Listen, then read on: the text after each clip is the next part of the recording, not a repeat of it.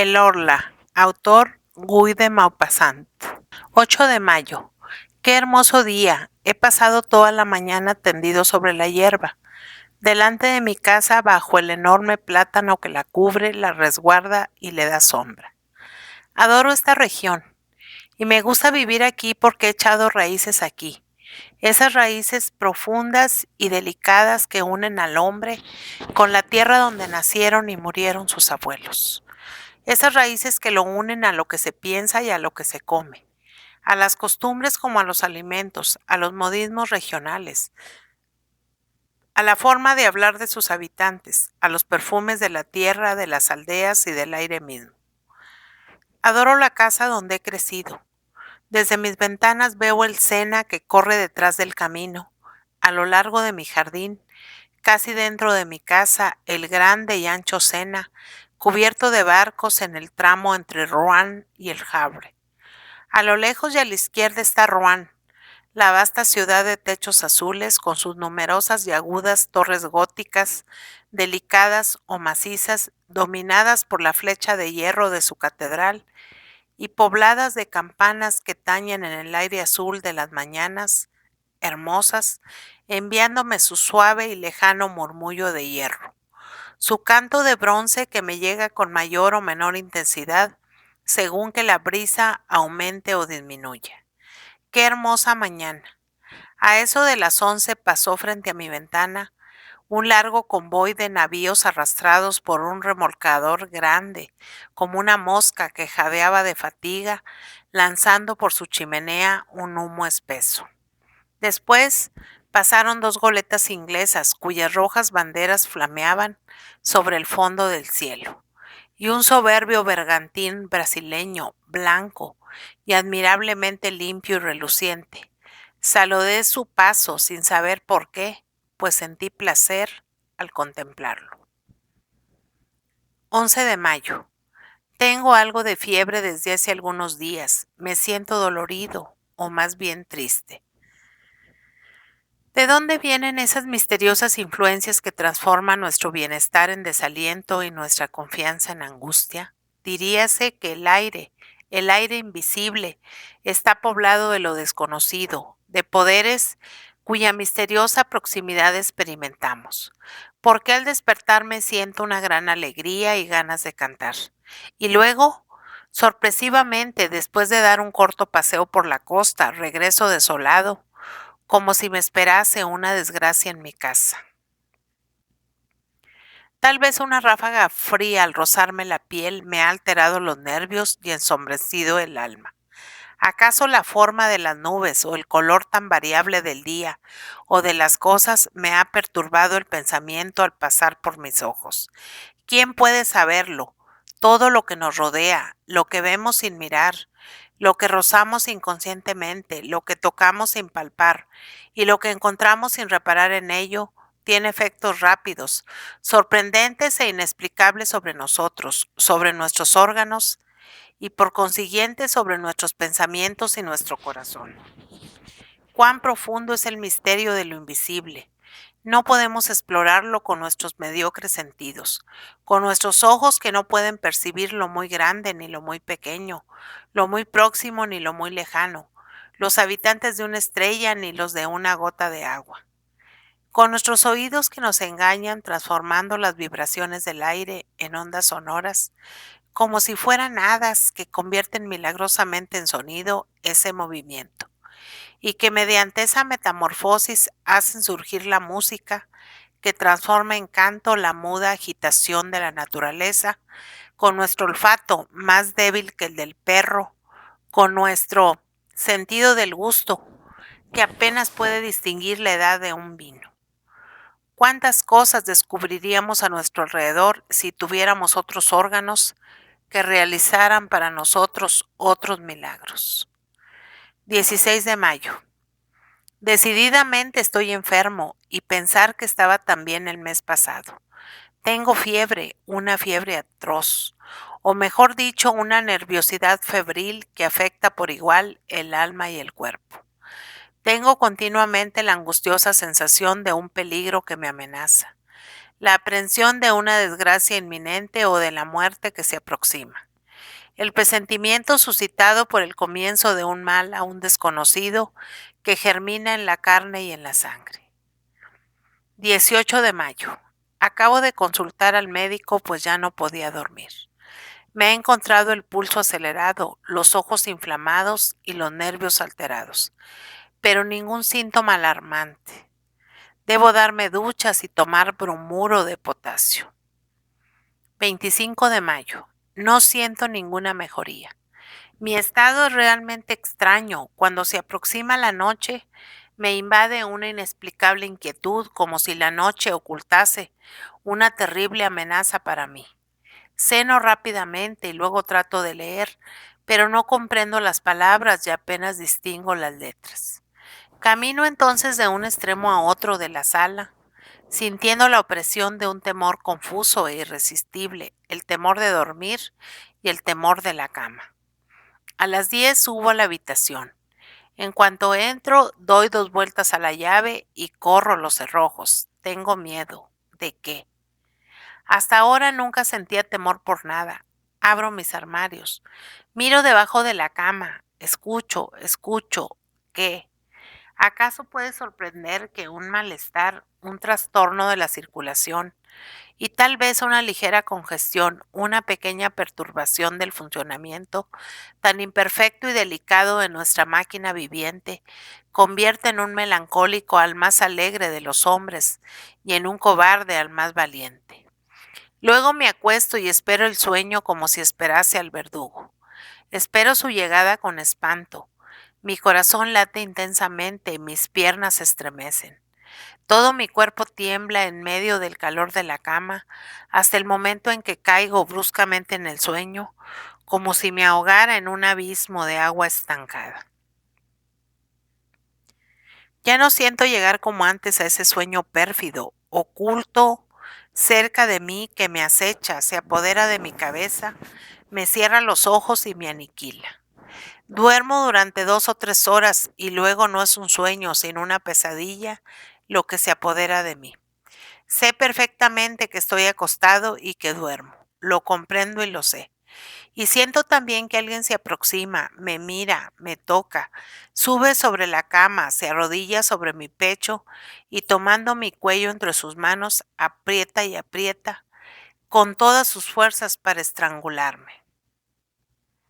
Trato de defenderme, impedido por esa impotencia atroz que nos paraliza en los sueños. Quiero gritar y no puedo.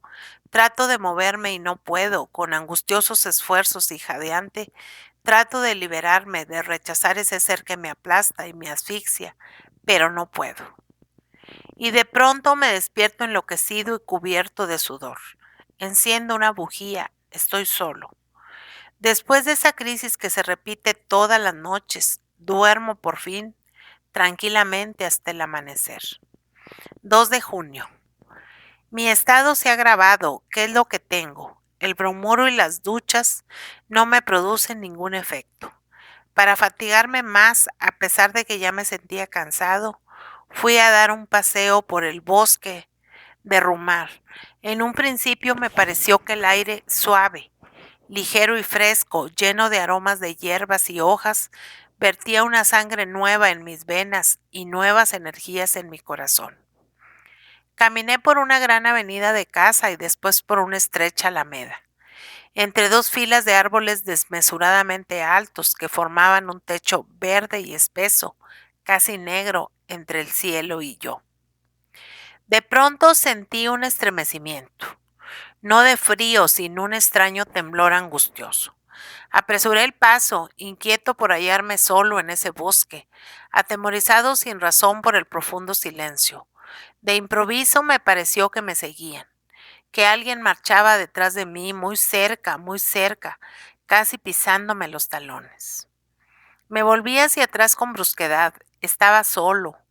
Únicamente vi detrás de mí el recto y amplio sendero, vacío, alto, pavorosamente vacío, y del otro lado se extendía también hasta perderse de vista, de modo igualmente solitario y atemorizante. Cerré los ojos, ¿por qué? Y me puse a girar sobre un pie como un trompo. Estuve a punto de caer. Abrí los ojos. Los árboles bailaban, la tierra flotaba, tuve que sentarme. Después ya no supe por dónde había llegado hasta allí. Qué extraño. Ya no recordaba nada. Tomé hacia la derecha y llegué a la avenida que me había llevado al centro del bosque. 3 de junio. He pasado una noche horrible. Voy a irme de aquí por algunas semanas. Un viaje breve, sin duda, me tranquilizará. 2 de julio. Regreso restablecido. El viaje ha sido delicioso. Visité el monte San Michel que no conocía. Qué hermosa visión se siente al llegar a Branches. Cómo llegué yo al caer la tarde. La ciudad se halla sobre una colina. Cuando me llevaron al jardín botánico situado en un extremo de la población, no pude evitar un grito de admiración. Una extensa bahía se extendía ante mis ojos hasta el horizonte, entre dos costas lejanas que se esfumaban en medio de la bruma, y en el centro de esa inmensa bahía, bajo un dorado cielo despejado, se elevaba un monte extraño, sombrío y puntiagudo en las arenas de la playa. El sol acababa de ocultarse y en el horizonte aún rojizo se recortaba el perfil de ese fantástico acantilado que lleva en su cima un fantástico monumento. Al amanecer me dirigí hacia allí. El mar estaba abajo como la tarde anterior, y a medida que me acercaba veía elevarse gradualmente a la sorprendente abadía. Luego de varias horas de marcha llegué al enorme bloque de piedra en cuya cima se halla la pequeña población dominada por la gran iglesia. Después de subir por la calle estrecha y empinada, penetré en la más admirable morada gótica construida por Dios en la tierra. Basta como una ciudad, con numerosos recintos de techo bajo, como aplastados por bóvedas y galerías superiores sostenidas por frágiles columnas. Entré en esa gigantesca joya de granito, ligera como un encaje, cubierta de torres de esbeltos torreones, a los cuales se sube por intrincadas escaleras que destacan en el cielo azul del día y negro de la noche sus extrañas cúpulas erizadas de quimeras, diablos, animales fantásticos y flores monstruosas unidas entre sí por finos arcos labrados. Cuando llegué a la cumbre dije al monje que me acompañaba: «Qué bien se debe estar aquí, padre». «Es un lugar muy ventoso, señor», me respondió, y nos pusimos a conversar mientras mirábamos subir el mar, que avanzaba sobre la playa y parecía cubrirla con una coraza de acero. El monje me refirió historias, todas las viejas historias del lugar, leyendas, muchas leyendas. Una de ellas me impresionó mucho. Los nacidos en el monte aseguran que de noche se oyen voces en la playa y después se perciben los balidos de dos cabras, una de voz fuerte y la otra de voz débil.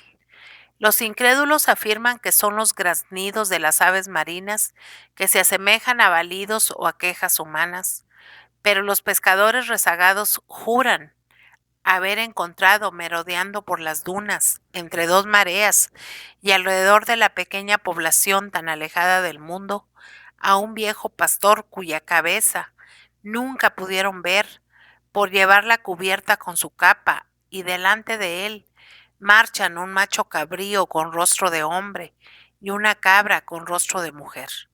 Ambos tienen largos cabellos blancos y hablan sin cesar. Discuten en una lengua desconocida, interrumpiéndose de pronto para balar con todas sus fuerzas. ¿Cree usted en eso?, pregunté al monje. No sé, me contestó. Yo proseguí. Si existieran en la tierra otros seres diferentes de nosotros, los conoceríamos desde hace mucho tiempo. ¿Cómo es posible que no los hayamos visto usted ni yo? ¿Acaso vemos, me respondió, la 100.000ª parte de lo que existe? Observe, por ejemplo, el viento, que es la fuerza más poderosa de la naturaleza. El viento, que derriba hombres y edificios, que arranca de cuajo los árboles y levanta montañas de agua en el mar, que destruye los acantilados y que arroja contra ellos a las grandes naves. El viento que mata, silba, gime y ruge. ¿Acaso lo ha visto alguna vez? ¿Acaso lo puede ver y sin embargo existe? Ante este sencillo razonamiento opté por callarme. Este hombre podía ser un sabio o tal vez un tonto. No podía afirmarlo con certeza, pero me llamé a silencio. Con mucha frecuencia había pensado en lo que me dijo. 3 de julio. Dormí mal. Evidentemente hay una influencia febril, pues mi cochero sufre del mismo mal que yo. Ayer al regresar observé su extraña palidez. Le pregunté, ¿qué tienes, Jan? Ya no puedo descansar. Mis noches desgastan mis días. Desde la partida del Señor parece que padezco una especie de hechizo.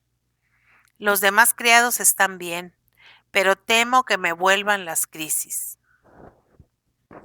Decididamente las crisis vuelven a empezar. Vuelvo a tener las mismas pesadillas. Anoche sentí que alguien se inclinaba sobre mí y con su boca sobre la mía bebía mi vida. Sí, la bebía con la misma avidez que una sanguijuela. Luego se incorporó saciado y yo me desperté tan extenuado y aniquilado que apenas podía moverme. Si eso se prolonga durante algunos días, volveré a ausentarme. 5 de julio. He perdido la razón. Lo que pasó, lo que vi anoche, es tan extraño que cuando pienso en ello pierdo la cabeza. Había cerrado la puerta con llave, como todas las noches, y luego sentí sed. Bebí medio vaso de agua y observé distraídamente que la botella estaba llena. Me acosté enseguida y caí en uno de mis espantosos sueños, del cual pude salir cerca de 2 horas después, con una sacudida más horrible aún. Imagínense ustedes un hombre que es asesinado mientras duerme, que despierta con un cuchillo clavado en el pecho, jadeante y cubierto de sangre, que no puede respirar y que muere sin comprender lo que ha sucedido. Después de recobrar la razón, sentí nuevamente sed. Encendí una bujía y me dirigí hacia la mesa donde había dejado la botella. La levanté inclinándola sobre el vaso, pero no había una gota de agua. Estaba vacía, completamente vacía. Al principio no comprendí nada, pero de pronto sentí una emoción tan atroz que tuve que sentarme, o mejor dicho, me desplomé sobre una silla. Luego me incorporé de un salto para mirar a mi alrededor. Después volví a sentarme delante del cristal transparente, lleno de asombro y terror. Lo observaba con la mirada fija, tratando de imaginarme lo que había pasado. Mis manos temblaban. ¿Quién se había bebido el agua? Yo, sin duda. ¿Quién podía haber sido sino yo? Entonces yo era sonámbulo y vivía sin saberlo esa doble vida misteriosa que nos hace pensar que hay en nosotros 2 seres o que a veces un ser extraño, desconocido e invisible anima, mientras dormimos, nuestro cuerpo cautivo, que le obedece como a nosotros y más que a nosotros. Ah, ¿quién podrá comprender mi abominable angustia? ¿Quién podrá comprender la emoción de un hombre mentalmente sano, perfectamente despierto y en uso de razón, al contemplar espantado una botella que se ha vaciado mientras dormía? Y así permanecí hasta el amanecer sin atreverme a volver a la cama. 6 de julio. Pierdo la razón. Anoche también bebieron el agua de la botella, o tal vez la bebí yo. 10 de julio. Acabo de hacer sorprendentes comprobaciones. Decididamente estoy loco. Y sin embargo, el 6 de julio, antes de acostarme, puse sobre la mesa vino, leche, agua, pan y fresas. Han bebido o he bebido toda el agua y un poco de leche. No han tocado el vino, ni el pan, ni las fresas. El 7 de julio he repetido la prueba con idénticos resultados. El 8 de julio suprimí el agua y la leche y no han tocado nada. Por último, el 9 de julio puse sobre la mesa solamente el agua y la leche, teniendo especial cuidado de envolver las botellas con lienzos de muselina blanca y de atar los tapones. Luego me froté con grafito los labios, las barbas y las manos y me acosté. Un sueño irresistible se apoderó de mí, seguido poco después por el atroz despertar. No me había movido, ni siquiera mis sábanas estaban manchadas. Corrí hacia la mesa. Los lienzos que envolvían las botellas seguían limpios e inmaculados. Desaté los tapones, palpitante de emoción. Si habían bebido todo el agua y toda la leche. ¡Ah, Dios mío! Partiré inmediatamente hacia París. 12 de julio. París. Estos últimos días había perdido la cabeza.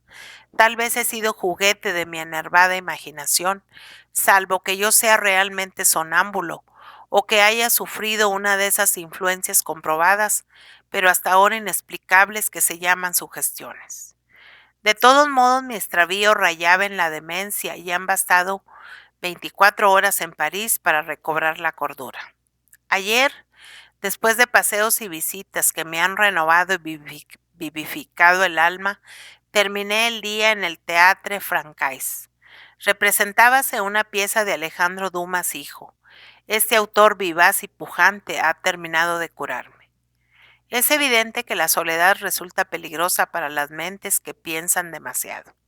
Necesitamos ver a nuestro alrededor a hombres que piensen y hablen, y cuando permanecemos solos durante mucho tiempo, poblamos de fantasmas el vacío.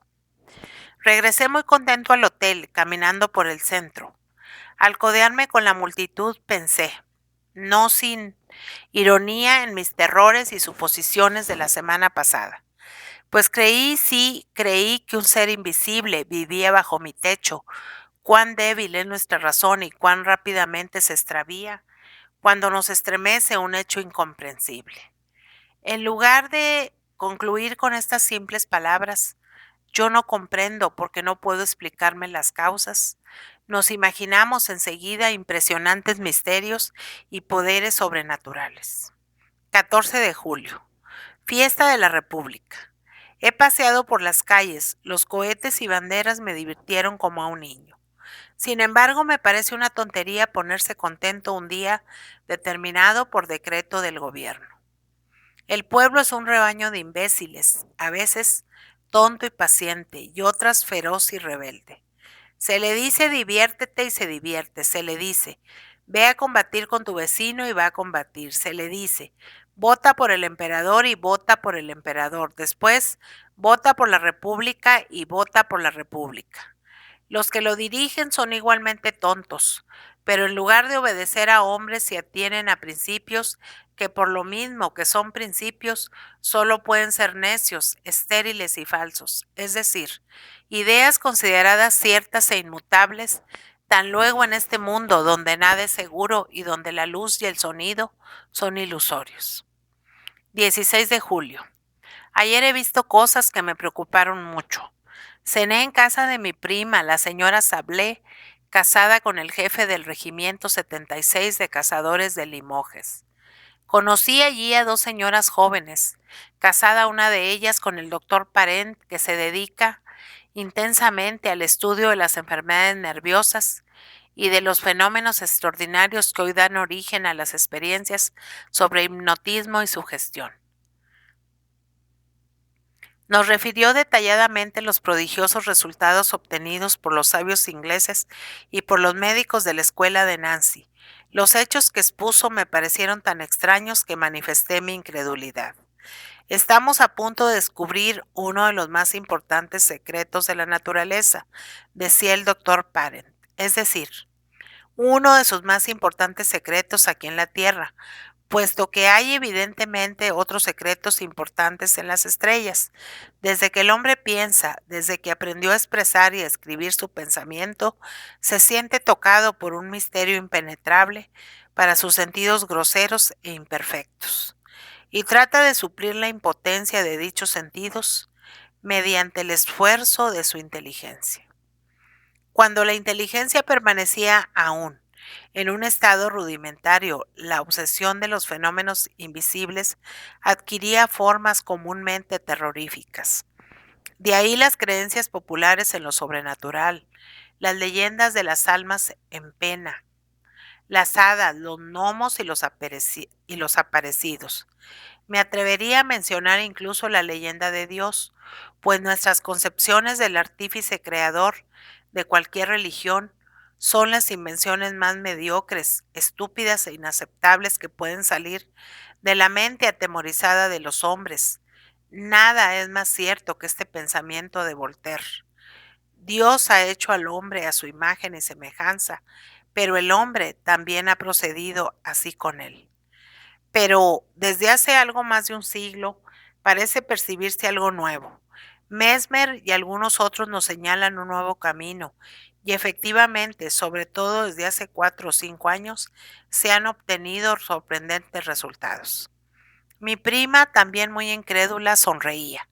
El doctor Parent le dijo: ¿Quiere que le hipnotice, señora? Sí, me parece bien. Ella se sentó en un sillón y él comenzó a mirarla fijamente. De improviso me dominó la turbación. Mi corazón latía con fuerza y sentía una opresión en la garganta.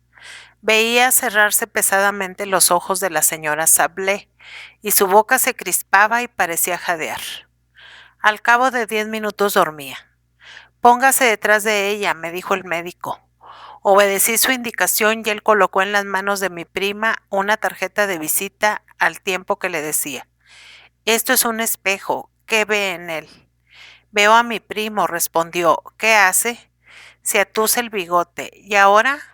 Saca una fotografía del bolsillo. ¿Quién aparece en la fotografía? Él, mi primo. Era cierto, esa misma tarde me habían entregado esa fotografía en el hotel. ¿Cómo aparece en ese retrato? Se halla de pie, con el sombrero en la mano. Evidentemente veía en esa tarjeta de cartulina lo que hubiera visto en un espejo. Las damas decían espantadas: Basta, basta, por favor. Pero el médico ordenó: Usted se levantará mañana a las 8. Luego irá a ver a su primo al hotel donde se aloja y le pedirá que le preste los 5,000 francos que le pide su esposo y que le reclamará cuando regrese de su próximo viaje. Luego la despertó. Mientras regresaba al hotel pensé en esa curiosa sesión y me asaltaron dudas, no sobre la insospechable, la total buena fe de mi prima, a quien conocía desde la infancia como a una hermana, sino sobre la seriedad del médico. No escondería en su mano un espejo que mostraba a la joven dormida, al mismo tiempo que la tarjeta. Los prestidigitadores profesionales hacen cosas semejantes. No bien regresé, me acosté. Pero a las 8:30 de la mañana me despertó mi sirviente y me dijo: La señora Sablé quiere hablar inmediatamente con el señor. Me vestí de prisa y la hice pasar. Sentóse muy turbada y me dijo, sin levantar la mirada ni quitarse el velo: Querido primo, tengo que pedirle un gran favor. ¿De qué se trata, prima? Me cuesta mucho decirlo, pero no tengo más remedio. Necesito urgentemente 5,000 francos. Pero ¿cómo? Tan luego usted, sí, yo, o mejor dicho, mi esposo, que me ha encargado conseguirlos. Me quedé tan asombrado que apenas podía balbucear mis respuestas. Pensaba que ella y el doctor Parent se estaba burlando de mí y que eso podía ser una mera farsa, preparada de antemano y representada a la perfección. Pero todas mis dudas se disiparon cuando lo observé con atención. Temblaba de angustia. Evidentemente esta gestión le resultaba muy penosa y advertí que apenas podía reprimir el llanto. Sabía que era muy rica y le dije: ¿Cómo es posible que su esposo no disponga de 5,000 francos? Reflexione. ¿Está segura de que le he encargado pedírmelos a mí? Vaciló durante algunos segundos como si le costara mucho recordar y luego respondió: Sí, sí, estoy segura. ¿Le ha escrito? Vaciló otra vez y volvió a pensar. Advertí el penoso esfuerzo de su mente. No sabía. Solo recordaba que debía pedirme ese préstamo para su esposo. Por consiguiente, se decidió a mentir. Sí, me escribió. ¿Cuándo? Ayer no me dijo nada. Recibí su carta esta mañana. ¿Puede enseñármela? No, no. Contenía cosas íntimas, demasiado personales, y la he quemado. Así que su marido tiene deudas. Vaciló una vez más y luego murmuró: no lo sé. Bruscamente le dije: pero en este momento, querida prima, no dispongo de 5,000 francos. Dio una especie de grito de desesperación. Ay, por favor, se lo ruego, trate de conseguirlos. Exaltada unía sus manos como si se tratara de un ruego. Su voz cambió de tono, lloraba murmurando cosas ininteligibles, molesta y dominada por la orden irresistible que había recibido. Ay, le suplico, si supiera cómo sufro, los necesito para hoy. Sentí piedad por ella. Los tendrá de cualquier manera, se lo prometo. Oh, gracias, gracias. Qué bondadoso es usted. ¿Recuerda lo que pasó anoche en su casa? Le pregunté entonces. Sí. ¿Recuerda que el doctor Parent la hipnotizó? Sí. Pues bien, fue él quien le ordenó venir esta mañana a pedirme 5,000 francos, y en este momento usted obedece a su sugestión. Reflexionó durante algunos instantes y luego respondió: pero es mi esposo quien me los pide. Durante una hora traté infructuosamente de convencerla. Cuando se fue, corrí a casa del doctor Parent. Me dijo: ¿se ha convencido ahora? Sí, no hay más remedio que creer. Vamos a ver a su prima. Cuando llegamos dormitaba en un sofá, rendida por el cansancio. El médico le tomó el pulso, la miró durante algún tiempo con una mano extendida hacia sus ojos que la joven cerró debido al influjo irresistible del poder magnético. Cuando se durmió, el doctor Parent le dijo: su esposo no necesita los 5,000 francos. Por lo tanto, usted debe olvidar que ha rogado a su primo para que se los preste, y si le habla de eso, usted no comprenderá. Luego le despertó. Entonces saqué mi billetera. Aquí tiene, querida prima, lo que me pidió esta mañana. Se mostró tan sorprendida que no me atreví a insistir. Traté, sin embargo, de refrescar su memoria, pero negó todo enfáticamente, creyendo que me burlaba, y poco faltó para que se enojase. Acabo de regresar. La experiencia me ha impresionado tanto que no he podido almorzar. 19 de julio. Muchas personas a quienes he referido esta aventura se han reído de mí. Ya no sé qué pensar. El sabio dijo: quizá. 21 de julio. Cené en Bougival y después estuve en el baile de los remeros.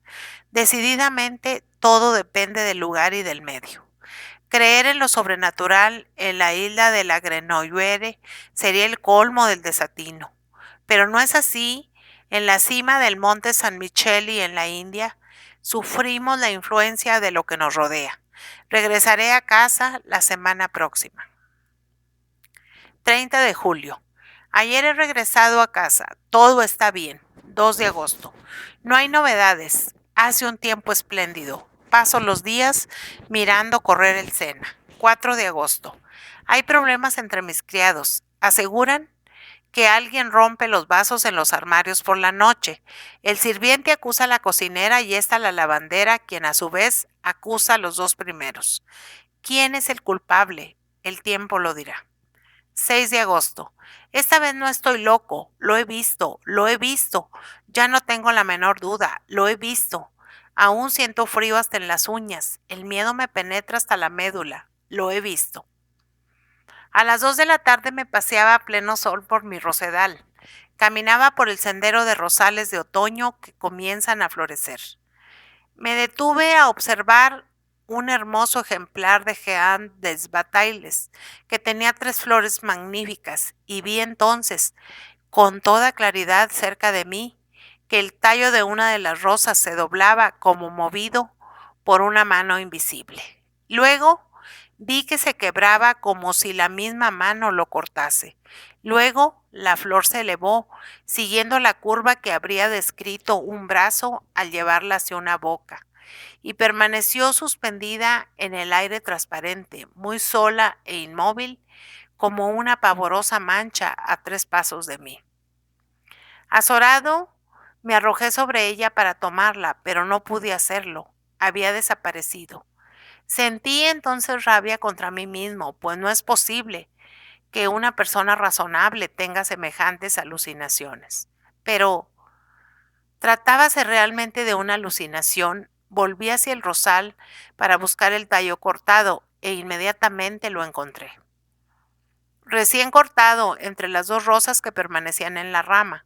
Regresé entonces a casa con la mente alterada. En efecto, ahora estoy convencido, seguro como de la alternancia de los días y las noches, de que existe cerca de mí un ser invisible que se alimenta de leche y agua, que puede tocar las cosas, tomarlas y cambiarlas de lugar, dotado, por consiguiente, de un cuerpo material, aunque imperceptible, para nuestros sentidos y que habita en mi casa como yo.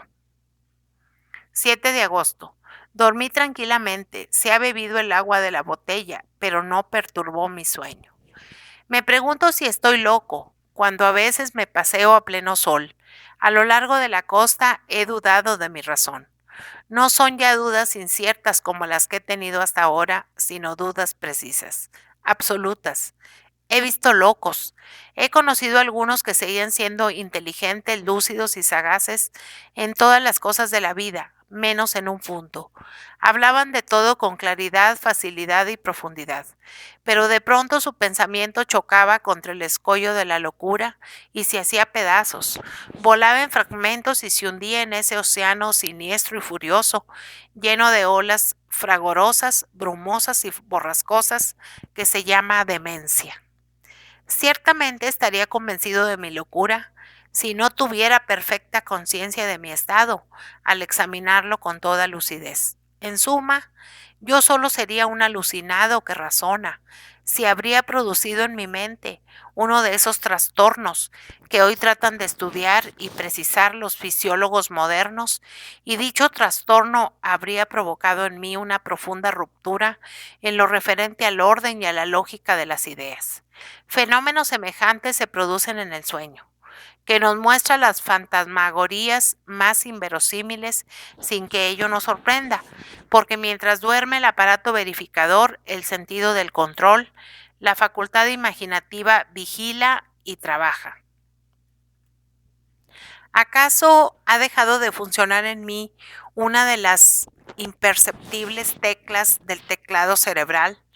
Hay hombres que a raíz de accidentes pierden la memoria de los nombres propios, de las cifras o solamente de las fechas. Hoy se ha comprobado la localización de todas las partes del pensamiento. No puede sorprender entonces que en este momento se haya disminuido mi facultad de controlar la irrealidad de ciertas alucinaciones.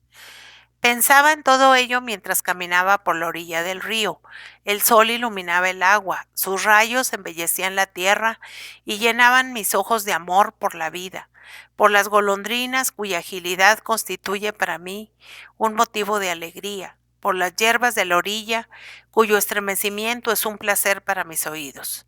Sin embargo, paulatinamente me invadía un malestar inexplicable.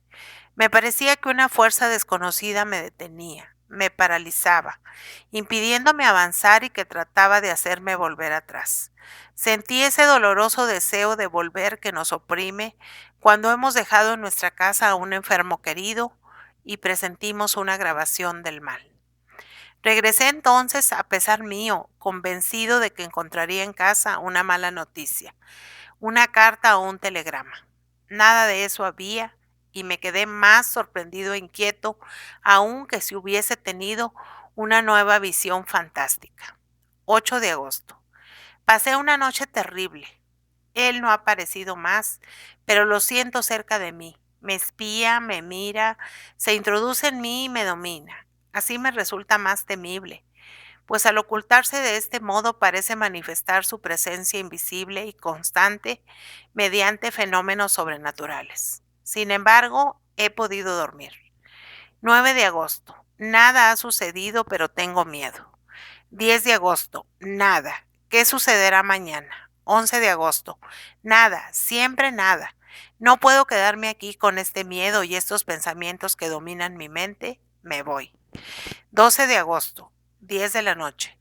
Durante todo el día he tratado de partir, pero no he podido. He intentado realizar ese acto tan fácil y sencillo. Salir, subir en mi coche para dirigirme a Rouen y no he podido. ¿Por qué? 13 de agosto. Cuando nos atacan ciertas enfermedades, nuestros mecanismos físicos parecen fallar. Sentimos que nos faltan las energías y que todos nuestros músculos se relajan. Los huesos parecen tan blandos como la carne y la carne tan líquida como el agua. Todo eso repercute en mi espíritu de manera extraña y desoladora. Carezco de fuerzas y de valor. No puedo dominarme y ni siquiera puedo hacer intervenir mi voluntad. Ya no tengo iniciativa, pero alguien lo hace por mí y yo obedezco. 14 de agosto. Estoy perdido. Alguien domina mi alma y la dirige. Alguien ordena todos mis actos, mis movimientos y mis pensamientos. Ya no soy nada en mí. No soy más que un espectador prisionero y aterrorizado por todas las cosas que realizo. Quiero salir y no puedo. Él no quiere. Y tengo que quedarme azorado y tembloroso en el sillón donde me obliga a sentarme. Solo deseo levantarme e incorporarme para sentirme todavía dueño de mí, pero no puedo. Estoy clavado en mi asiento y mi sillón se adhiere al suelo de tal modo que no habría fuerza capaz de movernos. De pronto, siento la irresistible necesidad de ir al huerto a cortar fresas y comerlas, y voy. Corto fresas y las como. Oh, Dios mío, ¿será acaso un Dios? Si lo es, salvadme, libradme, socorredme, perdón, piedad, misericordia, salvadme. Oh, qué sufrimiento, qué suplicio, qué horror. 15 de agosto. Evidentemente así estaba poseída y dominada mi prima cuando fue a pedirme 5,000 francos. Obedecía a un poder extraño que había penetrado en ella como otra alma, como un alma parásita y dominadora. ¿Es acaso el fin del mundo? Pero, ¿quién es el ser invisible que me domina? ¿Quién es ese desconocido, ese merodeador de una raza sobrenatural? Por consiguiente, los invisibles existen. Pero ¿cómo es posible que aún no se hayan manifestado desde el origen del mundo en una forma tan evidente como se manifiestan en mí? Nunca leí nada que se asemejara a lo que ha sucedido en mi casa. Si pudiera abandonarla, irme, huir y no regresar más, me salvaría, pero no puedo. 16 de agosto. Hoy pude escaparme durante 2 horas como un preso que encuentra casualmente abierta la puerta de su calabozo.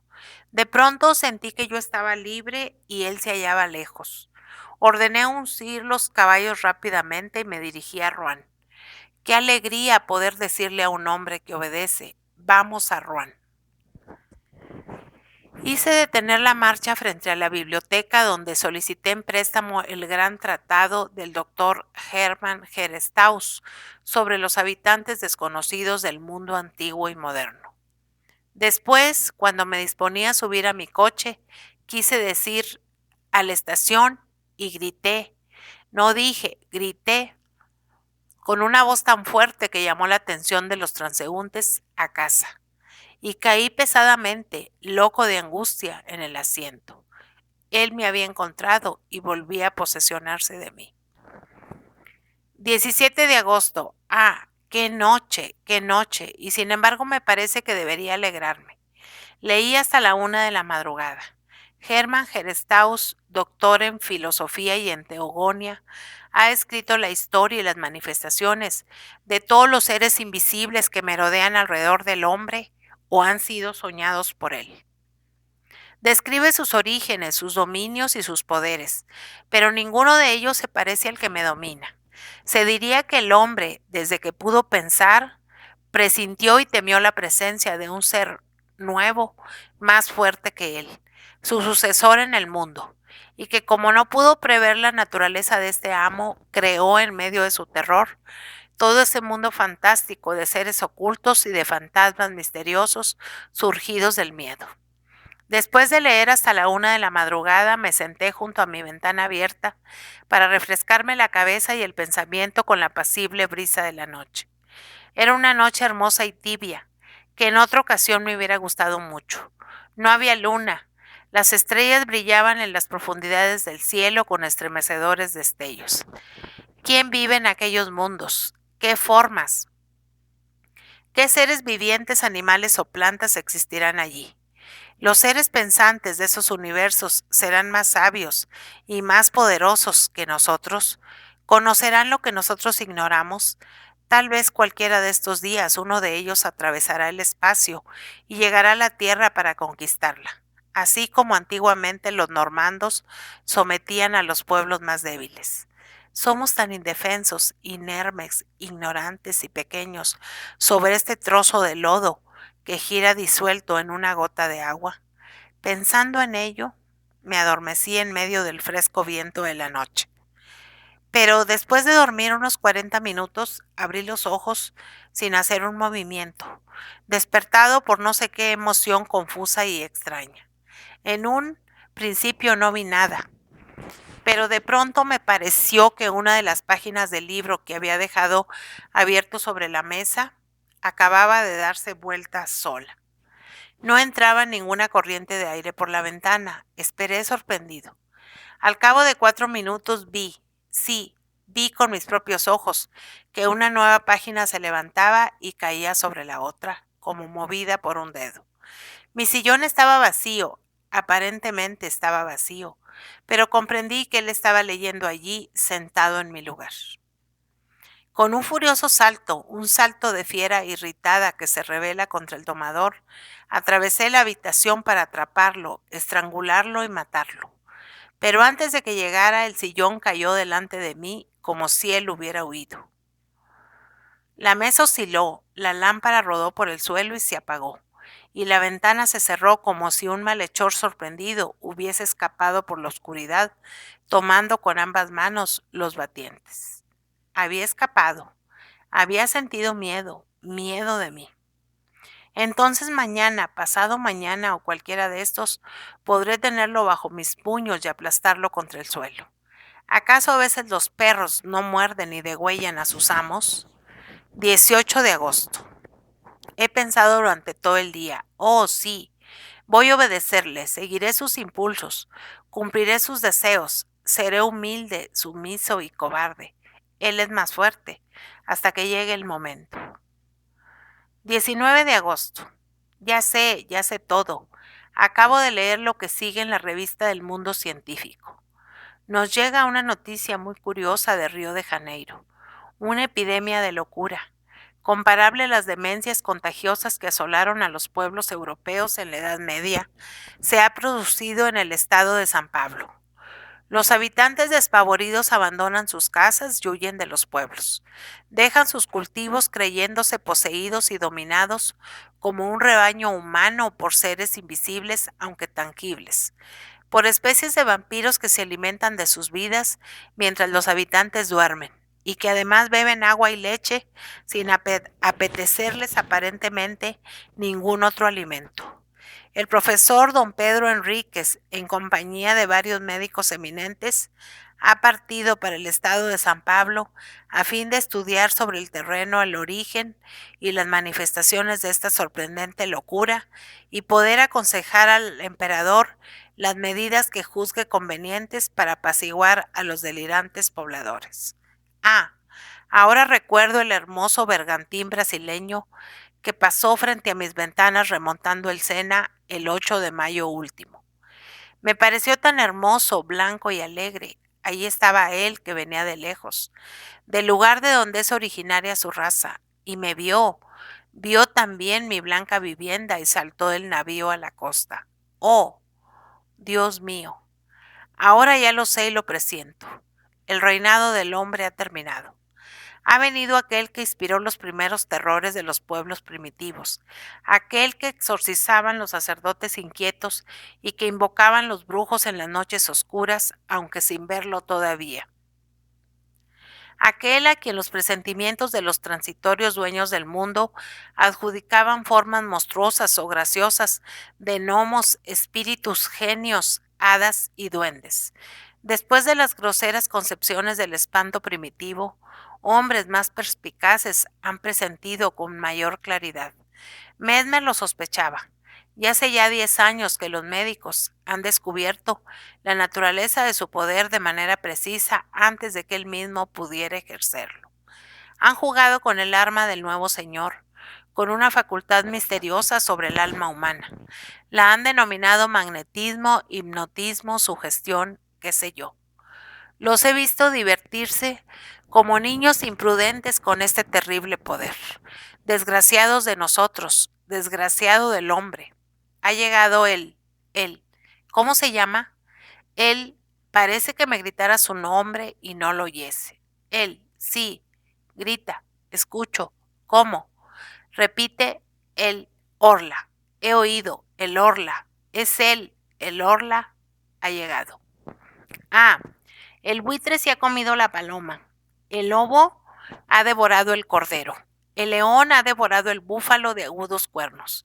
El hombre ha dado muerte al león con la flecha, el puñal y la pólvora, pero el orla hará con el hombre lo que nosotros hemos hecho con el caballo y el buey. Lo convertirá en su cosa, su servidor y su alimento por el solo poder de su voluntad. Desgraciados de nosotros. No obstante, a veces el animal se rebela y mata a quien lo domestica. Yo también quiero.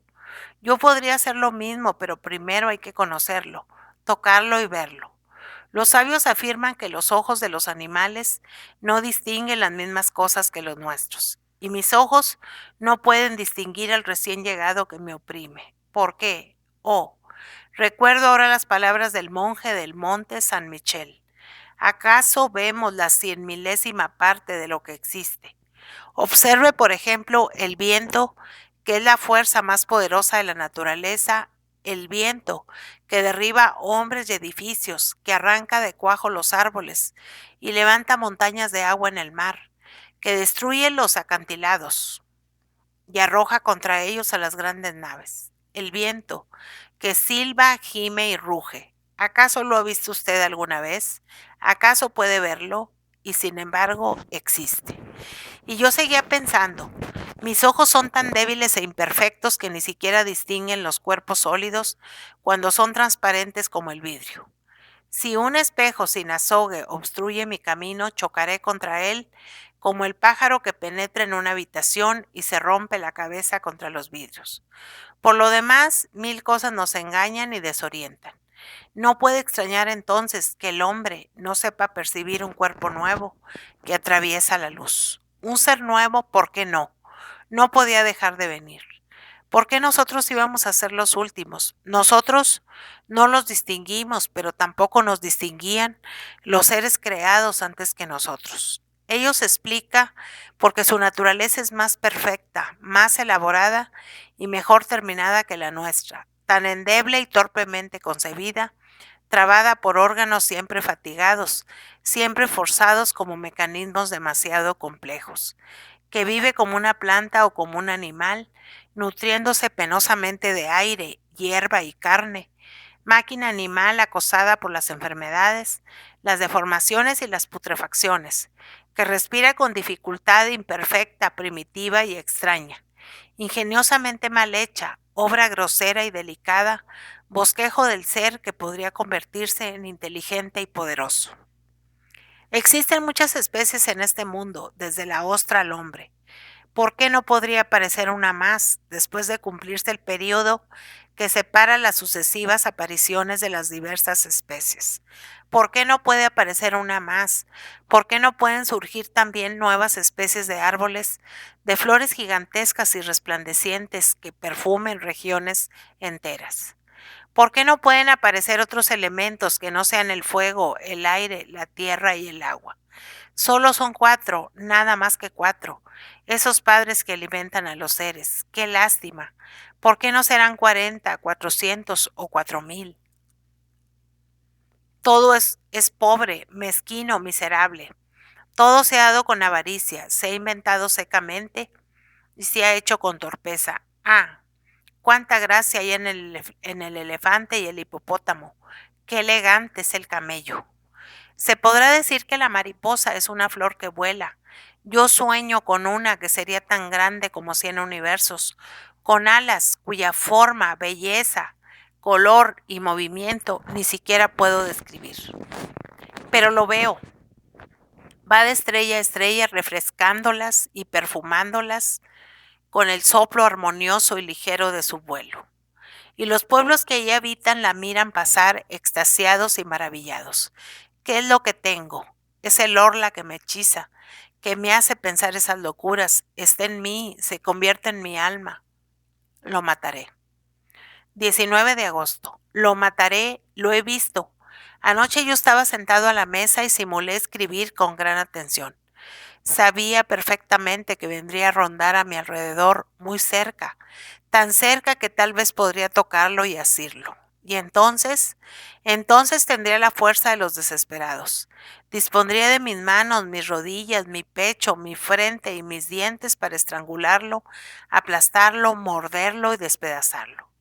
Yo acechaba con todos mis sentidos sobreexcitados. Había encendido las 2 lámparas y las 8 bujías de la chimenea, como si fuese posible distinguirlo con esa luz. Frente a mí está mi cama, una vieja cama de roble. A la derecha la chimenea, a la izquierda la puerta cerrada cuidadosamente, después de dejarla abierta durante largo rato, a fin de atraerlo. Detrás de mí un gran armario con espejos que todos los días me servía para afeitarme y vestirme, y donde acostumbraba a mirarme de pies a cabeza cuando pasaba frente a él.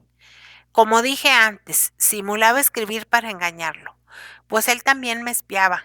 De pronto tuve la certeza de que leía por encima de mi hombro, de que estaba allí rozándome la oreja. Me levanté con las manos extendidas, girando con tal rapidez que estuve a punto de caer. Pues bien, se veía como si fuera pleno día y sin embargo no me vi en el espejo. Estaba vacío, claro, profundo y resplandeciente de luz. Mi imagen no aparecía y yo estaba frente a él.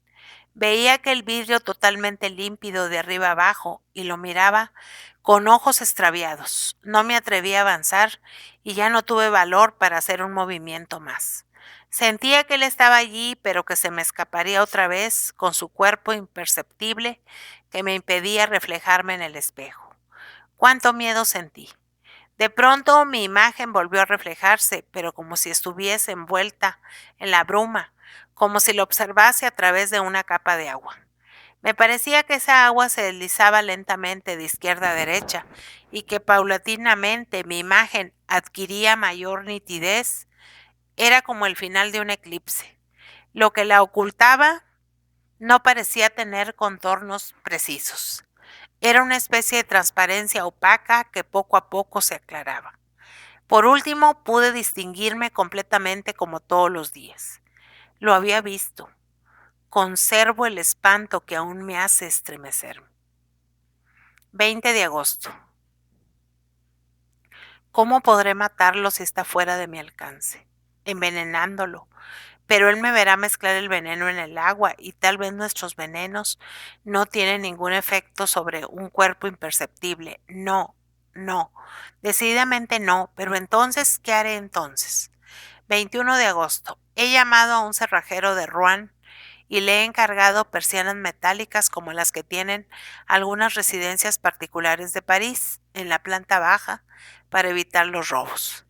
Me haré además una puerta similar. Me debe haber tomado por un cobarde, pero no importa. 10 de septiembre.